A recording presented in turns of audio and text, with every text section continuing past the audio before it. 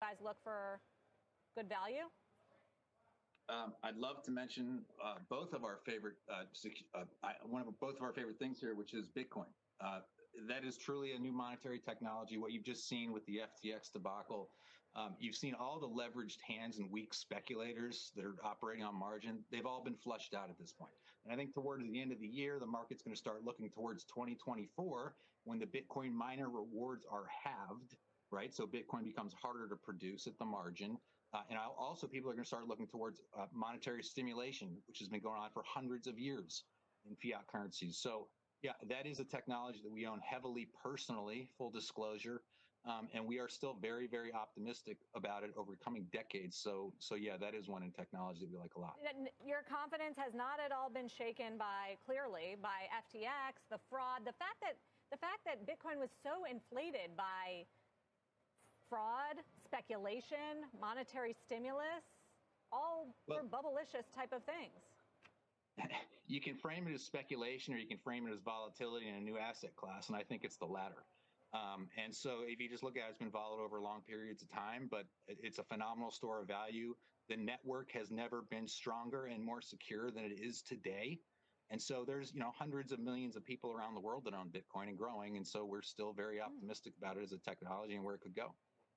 How much of the fund is Bitcoin or Bitcoin related at this point? So in the income strategy, we have a small portion of it in things tied to MicroStrategy, which is the dominant leader in that technology. It's a small percentage, but personally, it's a lot bigger than a small percentage.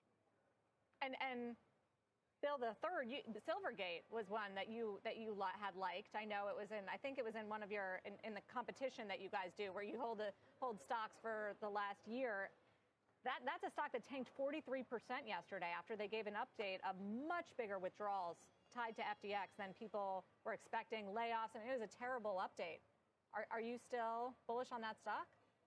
Yeah, well, the reason it tanked was because I bought the stock personally the day before that.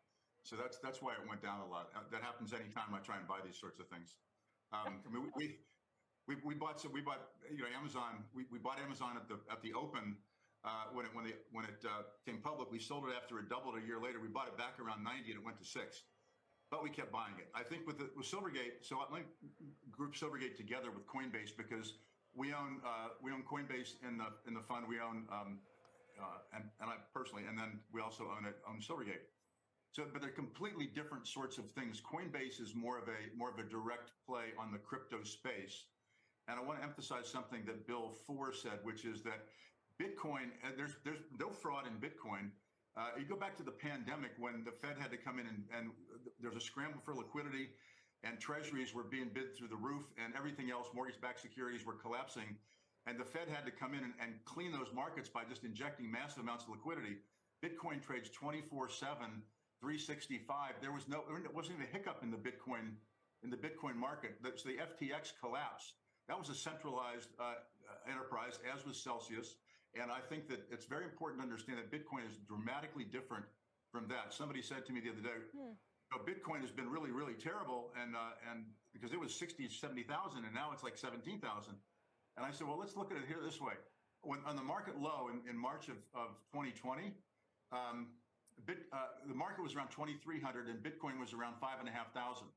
And so since the market low through last week, the market's up 70% and Bitcoin's up 190%. So as Bill Four said, it has been more volatile, except for recently in the past month or so, it's been less volatile than the market. So, I'm optimistic on all those things. I mean, Coinbase has a $7 billion market cap. It's got $5 billion in cash. Its bonds yield 15%. And I think that Brian Armstrong is an excellent CEO. It's much broader than Silvergate, which is actually an FDIC insured bank. And interestingly enough, Silvergate now has about an $18 tangible book. The stock is 11. Silvergate was, I think, around 130 a year ago, and now it's 11. They met all of their deposit withdrawals relatively easily. They had a very liquid balance sheet.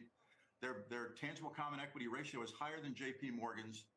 They were too concentrated in the crypto space. Somebody came out today and said, I think correctly, that they were too concentrated in the deposit space. They'll probably have to diversify that. I think that's accurate.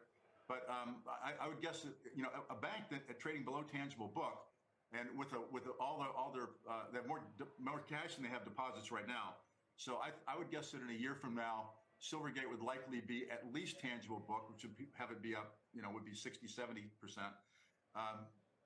FTX was a $32 billion company in the second week of November, and Coinbase is a $7 billion company today, and it's a dominant U.S. based company. So I like both those things. So you're backing it still. Bill,